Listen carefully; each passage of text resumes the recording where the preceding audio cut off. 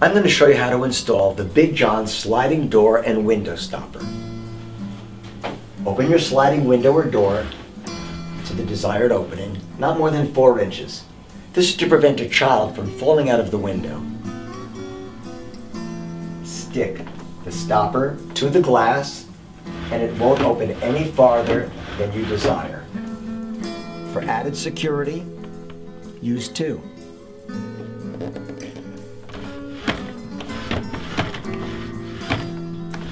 To remove, simply lift the little tab